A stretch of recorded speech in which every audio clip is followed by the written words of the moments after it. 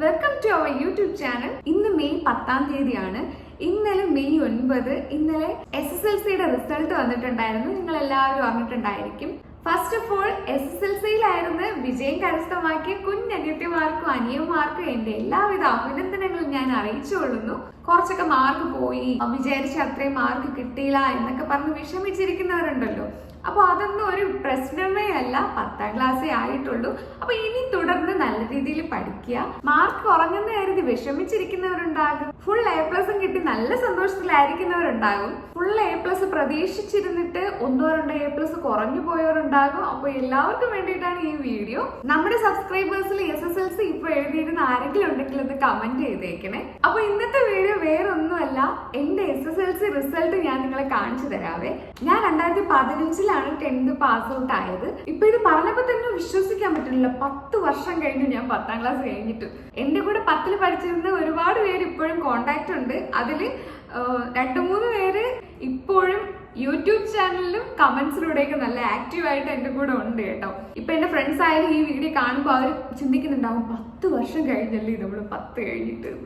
എന്റെ അങ്കിളിന്റെ മോള് 10th എഴുതിയിട്ടുണ്ടായിരുന്നു. അപ്പൊ അതൊക്കെ കേട്ടപ്പോ ഞാൻ പെട്ടെന്ന് എന്റെ ആ ഒരു ദിവസം, എനിക്ക് റിസൾട്ട് വന്ന ആ ഒരു ദിവസമൊക്കെ ഞാൻ ഇങ്ങനെ ആലോചിച്ചു കേട്ടോ. ഭയങ്കര ഒരു ടെൻഷൻ ഇല്ലായിരുന്നു. എന്തായാലും പാസ്സാകും, ഫുൾ A+ എന്തായാലും കിട്ടില്ല എന്ന് എനിക്ക് ഉറപ്പായിരുന്നു. പിന്നെ ഗ്രേസ് മാർക്കോ അങ്ങനെയൊന്നും ഇല്ലായിരുന്നു. പിന്നെ കൂടെ പഠിച്ച കുറെ പേർക്ക് ഗ്രേസ് മാർക്കൊക്കെ ഉണ്ടായിരുന്നു. കുഴപ്പമില്ലാത്ത മാർക്ക് കിട്ടും എന്ന് എനിക്ക് ഉറപ്പായിരുന്നു. പക്ഷെ ഒരു 3 മണിയോ 3:30യോ അങ്ങനെ എന്തോ ഒരു സമയത്താണ് റിസൾട്ട് വന്നത്.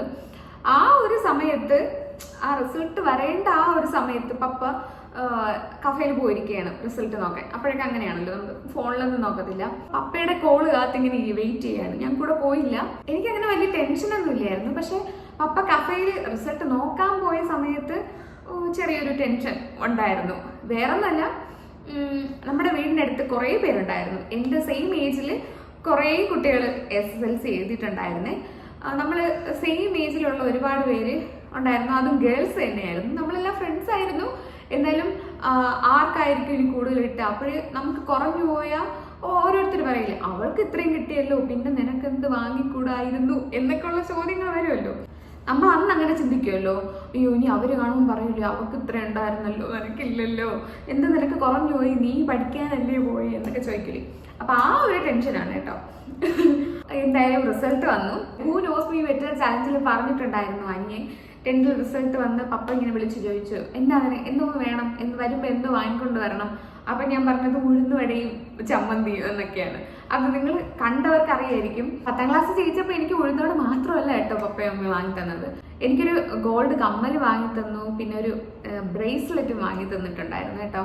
എനിക്ക് ആ ബ്രേസ്ലെറ്റ് ഭയങ്കര ഇഷ്ടമായിരുന്നു. പക്ഷെ ഇപ്പൊ എന്റെ കയ്യിൽ അതില്ല. അപ്പൊ ഇതാണ് എന്റെ സർട്ടിഫിക്കറ്റ്. ഞാൻ അത് ഫോട്ടോ കാണിച്ചു തരാം നിങ്ങൾക്ക്. എന്റെ 10th ഫോട്ടോ കാണിച്ചു തരാവേ.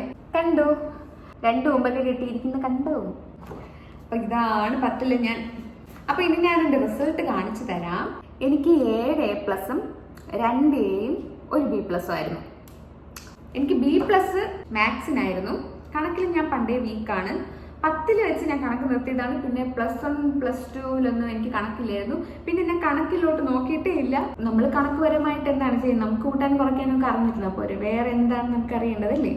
മാത്സിൽ എനിക്ക് B+ ആയിരുന്നേ. പിന്നെ 80 മാർക്കിന്റെ 3-നുമാണ് എനിക്ക് A+ ഇല്ലായിരുന്നത്.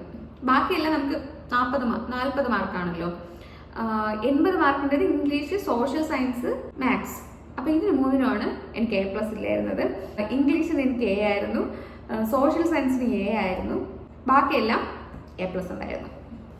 ഇന്നലെ റിസൾട്ട് വന്ന് പ്രതീക്ഷിച്ച മാർക്ക് കിട്ടിയില്ല എന്ന് പറഞ്ഞ് വിഷമിച്ചിരിക്കുന്നവരുടെ അടുത്ത് എനിക്ക് പറയാനുള്ളത്, നമ്മുടെ SSLCയുടെ മാർക്കൊന്നും നമ്മുടെ ലൈഫ് ലോങ് നമുക്ക് അത്രയും ആവശ്യമുള്ള സംഭവങ്ങളൊന്നും അല്ല. SSLC മാർക്ക് കിട്ടിയാൽ നമുക്ക് നല്ലൊരു അഡ്മിഷൻ കിട്ടും, അത് ശരിയാണ്.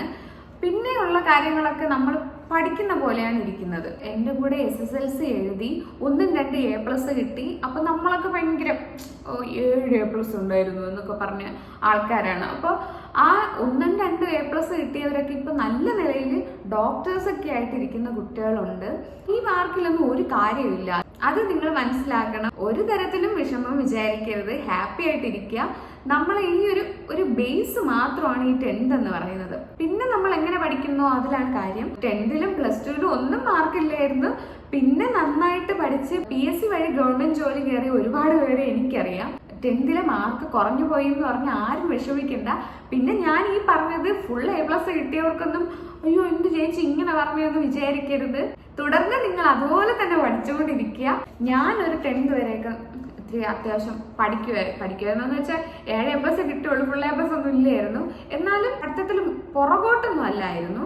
എക്സാമിന് 2-3 ദിവസം മുന്നേ എങ്കിലും നന്നായിട്ടിരുന്ന് പഠിച്ച് എഴുതുമായിരുന്നു. പിന്നെ +1 ഒക്കെ ആയപ്പോഴാണ് പിന്നെ ഉഴപ്പി തുടങ്ങിയത്.